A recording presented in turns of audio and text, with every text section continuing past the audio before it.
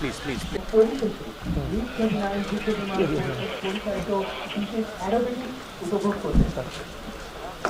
আসসালামু আলাইকুম স্যার।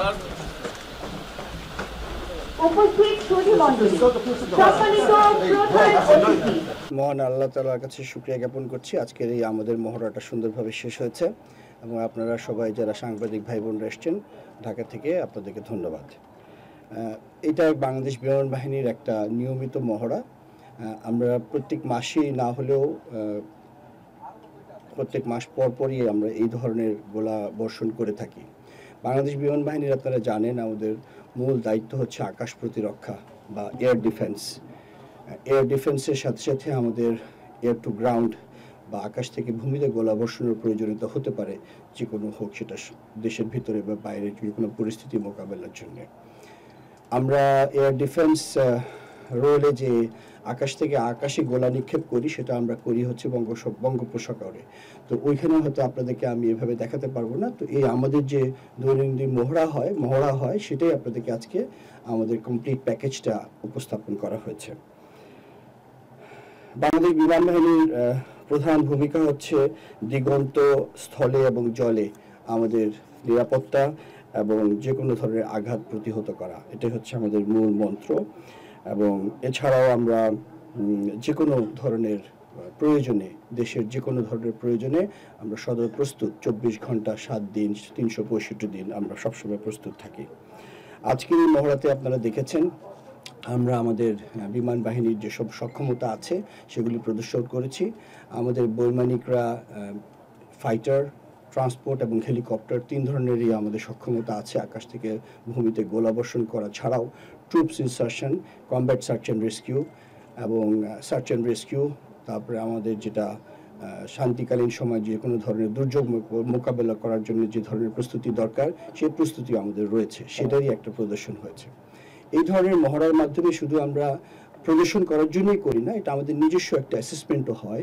আমরা এখান দিয়ে বুঝতে পারি যে আমাদের আর কী ধরনের সক্ষমতা বৃদ্ধি করতে হবে এবং আমাদের নিজস্ব প্রশিক্ষণের আরও মান উন্নয়নের জন্য কী করণীয় সেদিকে আমরা নজর দিতে পারি। সব মিলিয়ে আমাদের কোভিড এবং পরবর্তীতে বিভিন্ন কারণে এই মহড়াটা অনেক দিন পরে হয়েছে। এবার আমরা স্বল্প পরিসরে শুরু করেছি। ইনশাল্লাহ ভবিষ্যতে আমাদের সক্ষমতা বৃদ্ধি হবে আরও, এবং আমরা এই মহড়াগুলিকে আরও আধুনিকায়ন করে আরও উন্নতভাবে পরিবেশন করতে পারবো। আমি আপনাদের মাধ্যমে আমাদের দেশবাসীকে আশ্বস্ত করতে চাই যে আমরা শান্তিকালীন হোক বা যে কোনো প্রয়োজনে হোক বাংলাদেশ বিমান বাহিনী সর্বদা প্রস্তুত আছে যে কোনো ধরনের চ্যালেঞ্জ মোকাবেলা করার জন্য। এবং এই 21 শতকের যে স্পেশাল চ্যালেঞ্জগুলি সামনে আসছে, বৈশ্বিক চ্যালেঞ্জগুলি, এই ধরনের পরিস্থিতি মোকাবেলা করার জন্য আমরা প্রস্তুতি নিচ্ছি। আমাদের অবশ্যই অন্তর্বর্তীকালীন সরকারের সহায়তায় আমরা আশা করছি আমাদের বিমান বাহিনীর আরও উন্নত ধরনের আমরা সরঞ্জাম দিয়ে পাবো এবং তার মাধ্যমে আমাদের উত্তরোত্তর সক্ষমতা বৃদ্ধি পাবে। এই ছিল আমার বলার। এছাড়া আমরা আপনাদেরকে যেটা বলতে চাচ্ছি আপনাদের মাধ্যমে সারা দেশবাসীকে, যে আমরা অন্যান্য কাজের পরেও আমাদের যে প্রাইমারি রোল সেই রোলটা আমরা সবসময় করে যাচ্ছি এবং সেটারই একটা প্রদর্শনী আজকে আপনাদের মাধ্যমে আমরা দেশকে দেখাতে চেয়েছি। অনেক ধন্যবাদ। কারো কিছু যদি জিজ্ঞাসা থাকে। দীর্ঘদিন পর আপনি বললেন যে এইটা শুরু হলো, তো এই এক্সারসাইজ ফার্স্ট পয়েন্টের প্রাথমিক উদ্দেশ্যটা কি ছিল? কোভিডের পর একটা লম্বা গ্যাপ হচ্ছে, আপনি যেটা বললেন, তো এখন প্রাথমিক উদ্দেশ্য হচ্ছে আমাদের নিজস্ব সক্ষমতা যাচাই করা, আমাদের প্রশিক্ষণের মানটাকে আমাদের নিজেরা আমরা অ্যাসেস করি, এটাকে অ্যাসেসমেন্ট বলে। এবং এর মধ্যে আমাদের অনেক ধরনের পয়েন্টস আমরা নোট করেছি, যার মাধ্যমে আমাদের প্রত্যেক পাইলটের হয়তো ব্রিফিং হচ্ছে, আমাদের নিজস্ব এয়ারক্রাফটের টেকনিক্যাল সাইড থেকে আমরা ঝালাই করতে পেরেছি আমাদের দুর্বলতাগুলি। সো আমাদের সক্ষমতা বৃদ্ধি হচ্ছে এবং আমাদের সেলফ অ্যাসেসমেন্ট হচ্ছে এবং এটা একটা রেগুলার প্রসেস। আমরা এই ধরনের আয়োজন হয়তো এবার করেছি, কিন্তু প্রত্যেক মাসেই আমাদের বিভিন্ন স্কোয়াড্রন এখানে এসে গোলাবর্ষণ করে।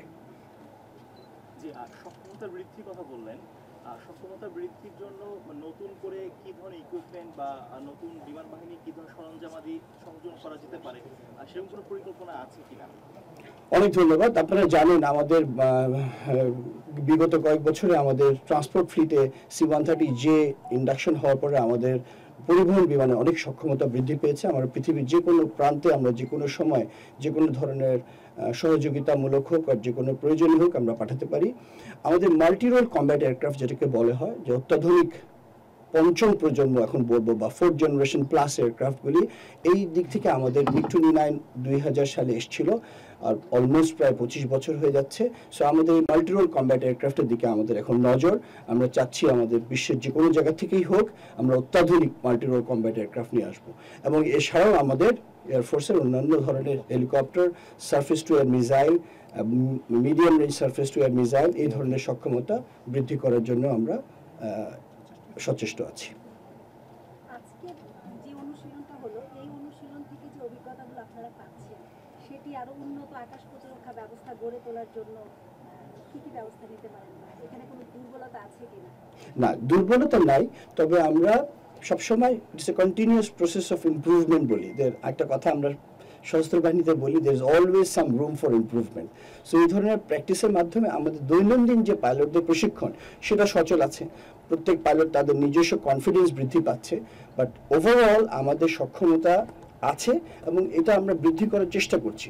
আপনাকে আমরা যতটুকু প্রজেক্ট করেছি তার চেয়ে বেশি আমাদের ইম্পর্টেন্ট হচ্ছে পুরো বাংলাদেশের কন্টিনিউয়াস মনিটরিং আকাশ সীমার, যেটাকে আমরা 24/7 সার্ভিলেন্স বলি। আমাদের যে এয়ার ডিফেন্স রেডারগুলি আছে তার মাধ্যমে আমরা 24 ঘন্টা সার্বক্ষণিক আমাদের দেশের সার্বভৌমত্ব রক্ষা এবং আমাদের দেশে কোনো ধরনের শত্রু বিমান বা যে কোনো ধরনের আনন্দরের বিমান প্রবেশ করলে সেটা আমরা ডিটেক্ট করতে পারি।